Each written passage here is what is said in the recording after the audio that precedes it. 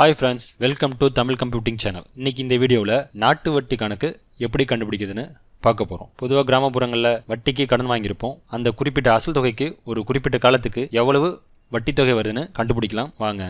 பொதுவாக கிராமப்புறங்களில் வட்டி ஒரு வட்டி, 2 வட்டி, 3 வட்டி, 5 வட்டின்னு சொல்லுவாங்க. அந்த வட்டி எப்படி சொல்கிறாங்கன்னு வாங்க பார்க்கலாம். அதாவது 100 ரூபாவுக்கு ஒரு மாதத்துக்கு வட்டி தொகை 1 ரூபா வரும். அப்படி வந்தால் அது ஒரு வட்டி. 2 வட்டினா 100 ரூபாவுக்கு ஒரு மாதத்துக்கு 2 ரூபா வட்டி வரும். அதனால் அது 2 வட்டி. அதே போல் இப்போ 5 வட்டின்னு எடுத்துக்கிட்டோம்னா 100 ரூபாவுக்கு ஒரு மாதத்துக்கு 5 ரூபா வட்டி வரும். அது 5 வட்டின்னு சொல்லுவாங்க. இந்த பேங்க்கில் ஒரு வட்டியாக இருந்ததுன்னா அதை 12% சொல்லுவாங்க.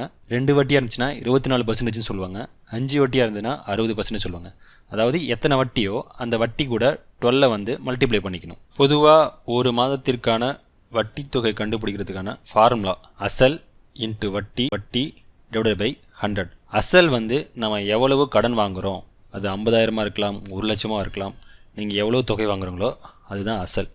இன்ட்டு வட்டி, எத்தனை வட்டிக்கு வாங்குறீங்க, ஒரு வட்டியா 2 வட்டியா, அது நீங்கள் வாங்குகிற வட்டி போகுது. Divided by 100.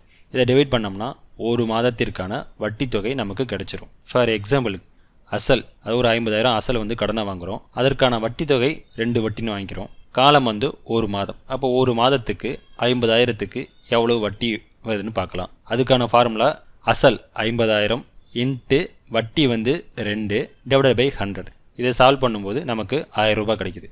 அப்போது ஒரு மாதத்துக்கு 50,000க்கு 2 வட்டிக்கு 1000 ரூபாய் வட்டி தொகை கிடைக்கும். 1 மந்த்துக்கு வட்டி தொகை எவ்வளோன்னு கண்டுபிடிச்சிட்டோம். அந்த 1 மந்த் வட்டி தொகையை வச்சு 1 இயருக்கு, ஒரு நாளைக்கு, ஒரு வாரத்துக்கு எவ்வளவு வட்டி தொகை வருதுன்னு கண்டுபிடிக்கலாம். இப்போ 1 மந்த்துக்கு கண்டுபிடிக்கணும்னா அசல் இன்ட்டு வட்டி டிவைடட் பை 100 ஃபார்முலா ஆல்ரெடி பார்த்துட்டோம். அசல் 50,000 வட்டி 2 டிவைடட் பை 100 போட்டோம்னா ஒரு மாதத்துக்கான வட்டி 1000 ரூபாய் கிடைக்கும். இப்போ இந்த 1000 தான் ஒரு மாதத்துக்கான வட்டி தொகை. இதை வச்சு 1 இயர் கண்டுபிடிக்கலாம். 1 இயரில் 12 மாதம் இருக்குது. அப்போ ஒரு மாதத்துக்கு 1000 ரூபானா அப்போ 12 மாதம் தேவை. அதுக்கு 1000 இன்ட்டு 12 பெருக்கணும்னா 12,000 கிடைக்கும். ஒரு வருடத்திற்கான வட்டி தொகை 12,000 ரூபாய். அடுத்தது ஒரு நாளைக்கான வட்டி தொகை கண்டுபிடிக்கலாம். அதுக்கு ஒரு மாதத்திற்கான வட்டி தொகை டிவைடட் பை 30. ஏன் 30ஆல் டிவைட் பண்ணுறோன்னா ஒரு மாதத்தில் தோராயமாக 30 நாள் இருக்குது. அதனால் 30ஆல் டிவைட் பண்ணிக்கிறோம். ஸோ 1000 rupees டிவைடட் பை 30 போட்டோம்னா ஒரு நாளைக்கு 33 ரூபாய் 33 பைசா கிடைக்கும். இதுதான் ஒரு நாளைக்கான வட்டி தொகை.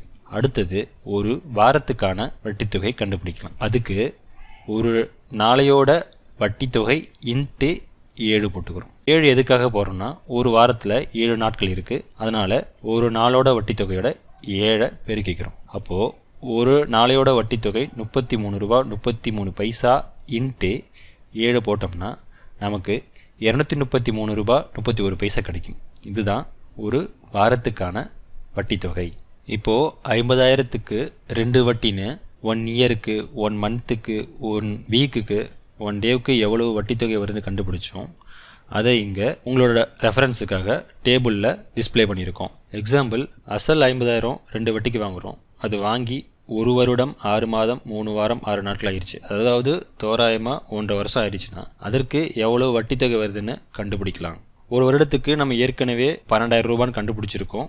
இன்ட்டு ஒரு வருடங்கிறதால 1ஆல் பெருக்கிக்கிறோம். பெருக்கினோம்னா 12,000 ரூபாய் கிடைக்கிது. அடுத்தது 6 மாதத்துக்கு ஏற்கனவே ஒரு மாதத்துக்கு 1000 ரூபாய் கண்டுபிடிச்சிருக்கோம்.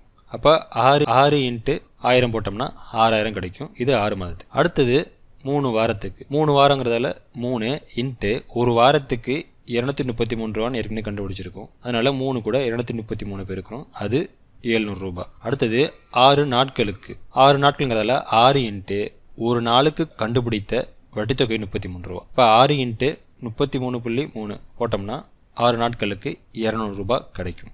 அப்போது மொத்த வட்டி தொகை இந்த 12,000 ப்ளஸ் 6,000 ப்ளஸ் 700 ப்ளஸ் 200 இதெல்லாம் போட்டோம்னா 18,900 ரூபாய் கிடைக்கும். இது மொத்த வட்டி தொகை மட்டும். அப்போது நம்ம அசலோடு சேர்த்து திருப்பி செலுத்த வேண்டிய மொத்த தொகை அசல் கூட்டல் வட்டி தொகை போட்டோம்னா அசல் 50,000 வட்டி தொகை 18,900.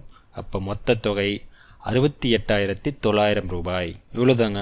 இந்த மெத்தடை வச்சு தான் வட்டி கண்டுபிடிப்போம். இப்போ இந்த மெத்தடை வச்சு நீங்கள் 3 வட்டிக்கு கண்டுபிடிக்கலாம், 4 வட்டிக்கு கண்டுபிடிக்கலாம். உங்களுக்கு எவ்வளவு தேவையோ அந்த வட்டி தொகையை வச்சு கண்டுபிடிச்சிக்கலாம். இந்த வீடியோ உங்களுக்கு யூஸ்ஃபுல்லாக இருந்துச்சுன்னா உங்களோட ஃபீட்பேக்கை கமெண்ட்டில் சொல்லுங்கள், லைக் பண்ணுங்கள், மறக்காமல் தமிழ் கம்ப்யூட்டிங் சேனலை